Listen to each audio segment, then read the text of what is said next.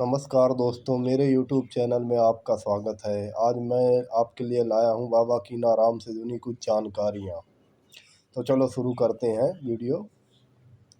भारत के इतिहास में कई ऐसी महान आत्माओं ने जन्म लिया जिन्हें आज तक ना सिर्फ याद किया जाता है बल्कि पूजा भी जाता है। उन्हीं कई नामों में अघोराचार्य बाबा कीनाराम का नाम शामिल है, जिनका जन्म भारत के उत्तर प्रदेश राज्य के वाराणसी के पास चंदौली जिले के रामगढ़ गांव में हुआ था। आइए जानते हैं उनके जीवन के बारे में कुछ विशेष जानकारियाँ। अघोराचार्य बाबा कीनाराम का जन्म भद्रव्रत की अघोर चतुर्दशी को 1621 ईस्वी में हुआ था। वह भारत के उत्तर प्रदेश राज्य के वाराणसी के पास चंदौली जिले के रामगढ़ में रहते थे। ऐसा माना जाता है कि अघोर की प्रमुख देवी हिंगलाज माता की कृपा से वह जन्म के 3 दिन बाद ही रोने लगे थे, जिसे देखकर सभी हैरान थे, क्योंकि उन्होंने जन्म के बाद 3 दिन तक ना तो कुछ ग्रहण किया और ना ही वह रोए। अघोराचार्य बाबा कीनाराम के जन्म के चौथे दिन एक ऐसा चमत्कार हुआ जिसे आज भी लोग बताते हैं। दरअसल उनके जन्म के चौथे दिन 3 बिच्छू आए, जिन्हें भगवान सदाशिव के विश्वासी कोई और नहीं बल्कि ब्रह्मा, विष्णु और महेश मानते हैं, उनके पास आए और बच्चे को अपनी गोद में ले लिया। इसके बाद उन्होंने बच्चे के कान में कुछ ऐसा कहा जिसके बाद बच्चा अचानक ही रोने लगा। सभी यह चमत्कार देखकर दंग रह गए। इसी दिन के बाद से महाराज श्री कीनाराम बाबा के संस्कार के रूप में उनके जन्म के 5वें दिन हिंदू धर्म के लोलार षष्ठी उत्सव मनाया जाता है। बाबा कीनाराम के सामाजिक कल्याण और मानवता के लिए अपनी धार्मिक यात्रा बलूचिस्तान, जिसे अब पाकिस्तान के रूप में जाना जाता है, से के त्योरी जिले से हिंगलाज माता अघोरी देवी की माता के आशीर्वाद से शुरू की थी। वह अपने आध्यात्मिक गुरु बाबा कालूराम के शिष्य थे, जिन्होंने उनके भीतर अघोर के बारे में जागरूकता पैदा की थी।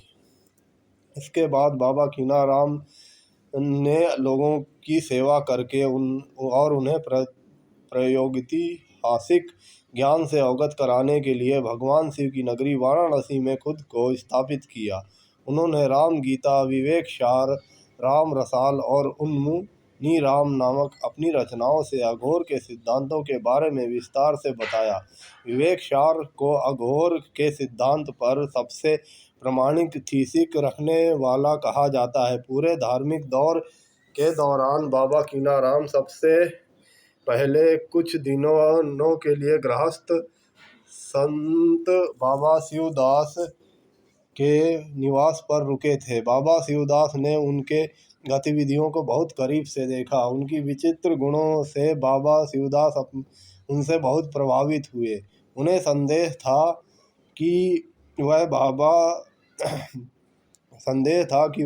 भगवान शिव के अवतार हैं।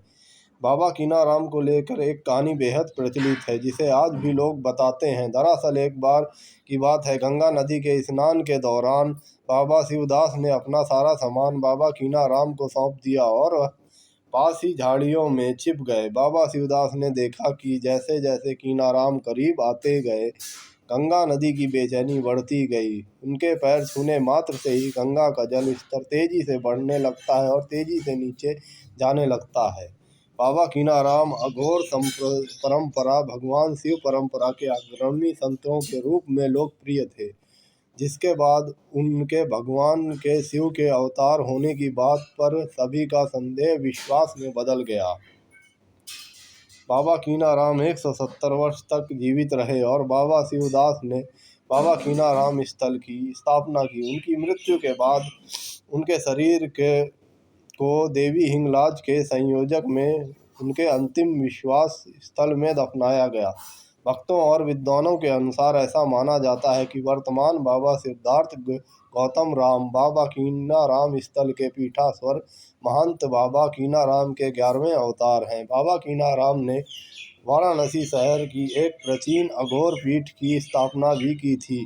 वहीं यह भी माना जाता है कि वाराणसी में गंगा नदी के तट पर उन्होंने भगवान की अपनी साधना जारी रखने के लिए अखंड धुनी जिसे पवित्र अग्नि, निरंतर प्रज्वलित अग्नि के रूप में भी जाना जाता है, बनाई थी। धन्यवाद दोस्तों। अगर आपको मेरा वीडियो पसंद आता है तो लाइक, सब्सक्राइब और कमेंट करें।